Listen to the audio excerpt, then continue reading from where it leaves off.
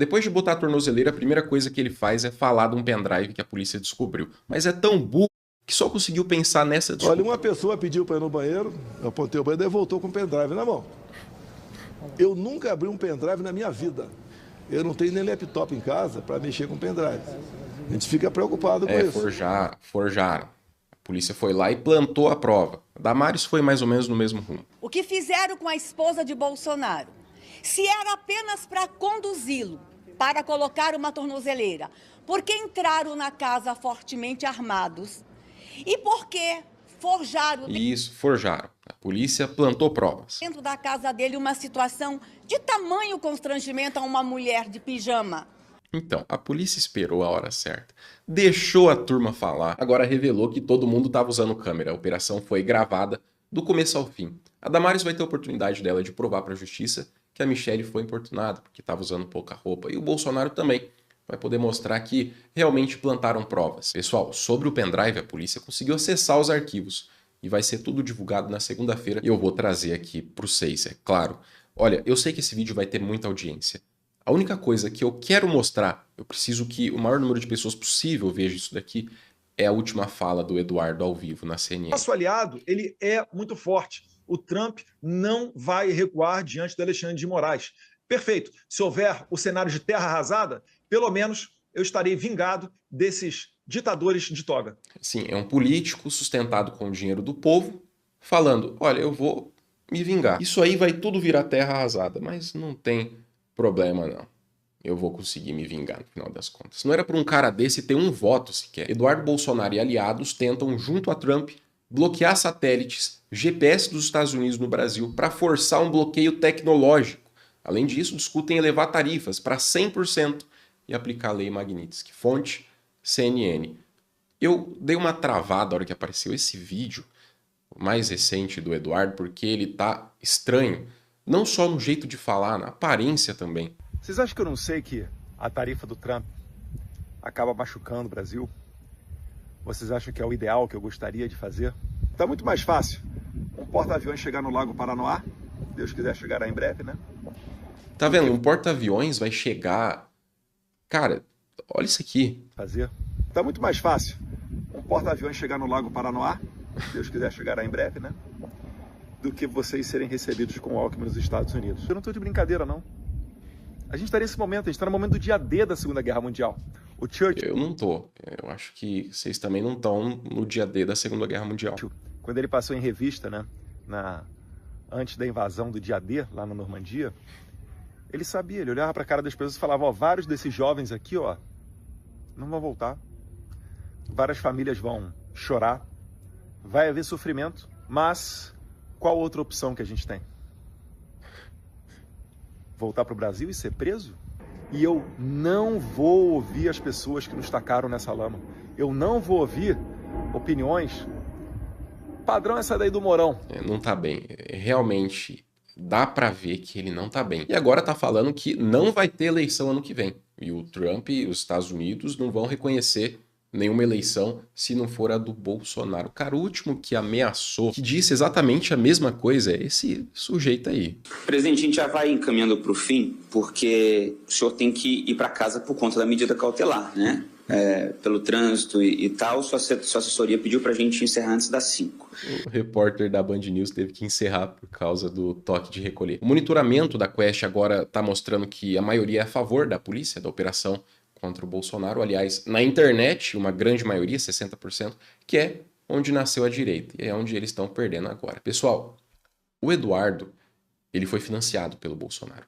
E esse já é um dos requisitos para as medidas. Segundo, o próprio Bolsonaro condicionou o fim das tarifas à anistia, que depois ia negociar com o Trump, e só assim os empresários brasileiros e o povo no geral não ia pagar a conta. Todo jurista que eu conheço disse que ele gabaritou os requisitos para o uso da tornozeleira eletrônica e para as outras medidas cautelares. Todos os juristas falam isso. Uma pessoa que não pode falar muita coisa de democracia é o Trump.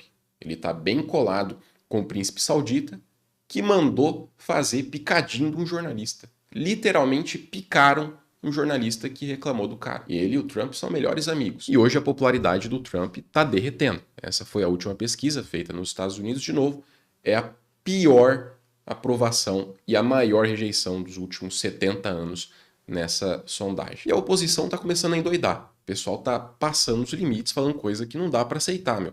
Que não é normal. Não é só uma crítica, uma declaração. Aqui é o vice-líder convocando as Forças Armadas para repetir o que aconteceu em 1964. Sou o deputado federal, Coronel Crisóstomo, vice-líder da oposição na Câmara dos Deputados.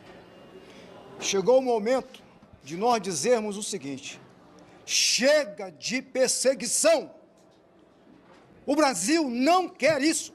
O povo brasileiro não aceita isso. Não somente nós, parlamentares aqui do Congresso Nacional, mas chega.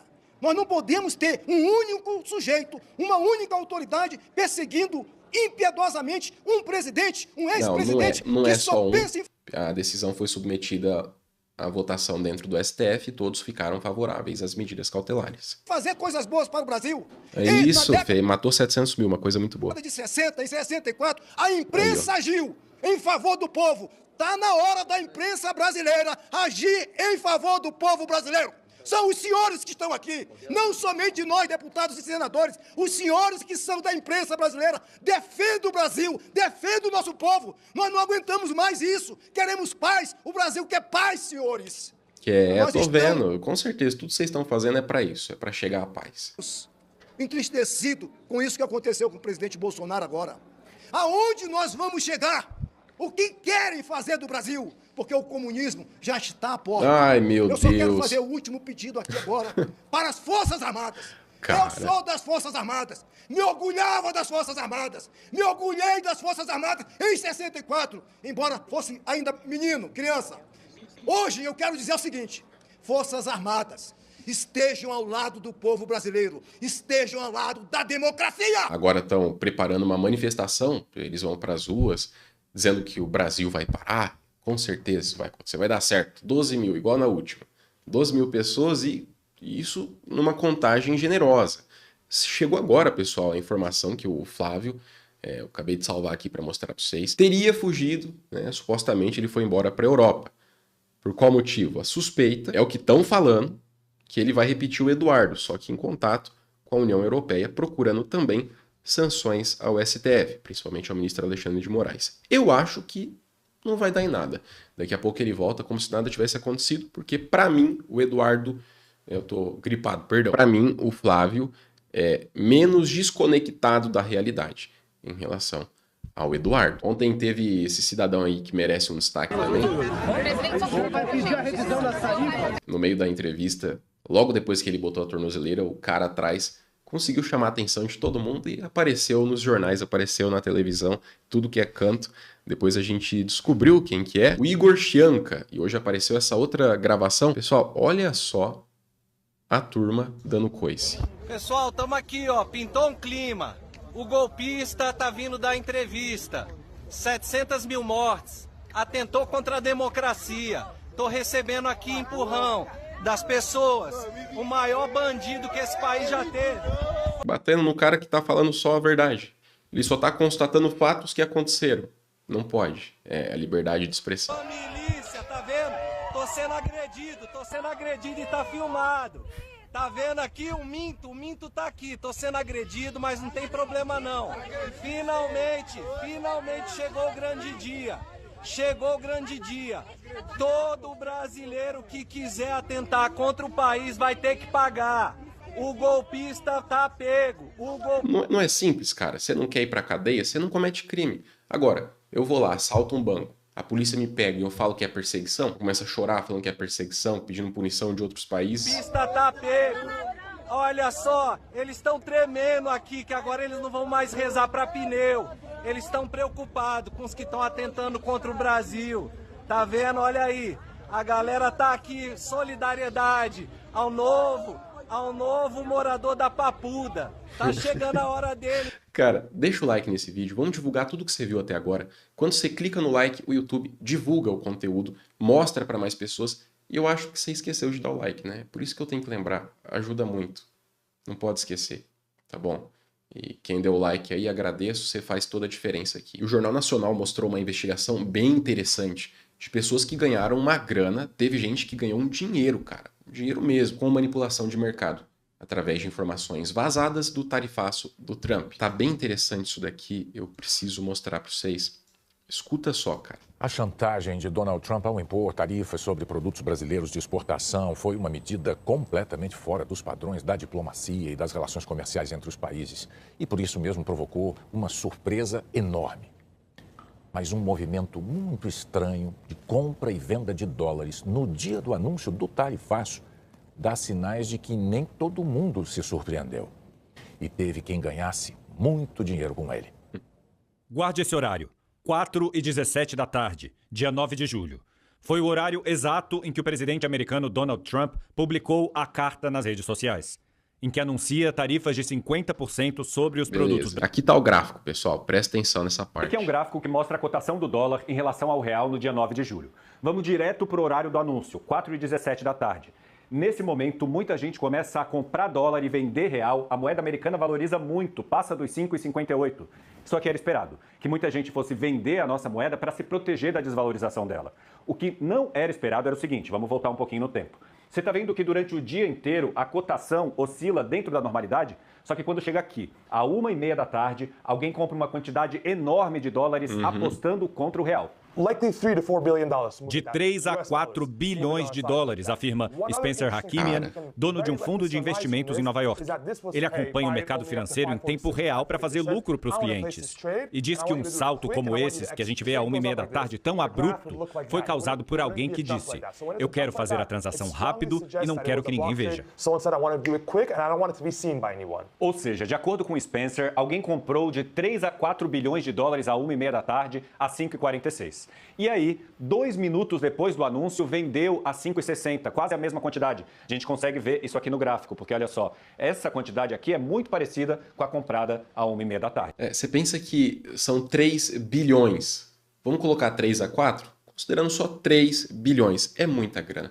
Eu vi uma comparação de tempo de milhão e bilhão. Então vamos só trocar a unidade de medida para ficar mais fácil de entender. No lugar de dinheiro, reais, no caso, eu vou colocar tempo. 1 milhão de segundos vai dar mais ou menos 11 dias. Então, se tiver 1 milhão de segundos, você tem 11 dias. Se tiver 1 bilhão de segundos, você tem mais de 30 anos. Essa é a proporção de dias para décadas. E o cara ganhou 3 bilhões. Nem sei se estamos falando aí de dólares, né? O que seria mais absurdo ainda.